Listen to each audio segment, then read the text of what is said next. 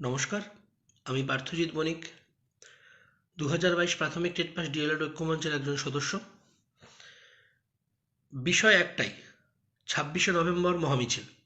প্রত্যেকে জানো, শিয়ালদাহতে জমায়েত 11টার সময়, শিয়ালদাহ বিগ বাজারের সামনে। শিয়ালদাহ থেকে ধর্মতলা ওয়াই চ্যানেল পর্যন্ত আমাদের মহামিছিল। সবাইকে সবার পাশে থাকতে হবে। 50,000 ডিএলএড টেট পাস থাকলে 50,000 ডিএলএড টেট পাসকে প্রত্যেকের পাশে থাকতে হবে। যদি আমরা প্রত্যেকের নিয়োগ চাই, যদি তুমি নিজেকে বঞ্চিত মনে করো, যদি তুমি 2022 টেট পাস হয়ে থাকো এবং যদি তুমি পূর্ণ প্রশিক্ষিত যোগ্য ডিএলএড হয়ে থাকো, 26 তারিখ শিয়ালদাহ থেকে ধর্মতলার রাজপথে তোমার উপস্থিতি আমরা চাইছি। দেখা হোক সবার সাথে, কথা হবে, আলাপ হবে, আলোচনা হবে।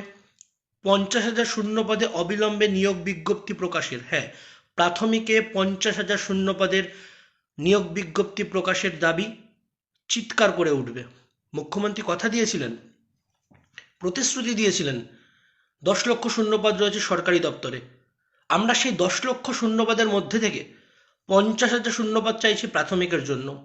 প্রতিশ্রুতি মানেই প্রতারণা, এই কথার ভুল ভাঙাতে হবে। 26 তারিখ প্রত্যেকের সাথে দেখা হোক, প্রত্যেকে এসো মিছিলে। শিয়ালদাহ সকাল 11টায় দেখা হবে। ভালো থেকো আর প্রত্যেকে সাবধানে এসো। ধন্যবাদ।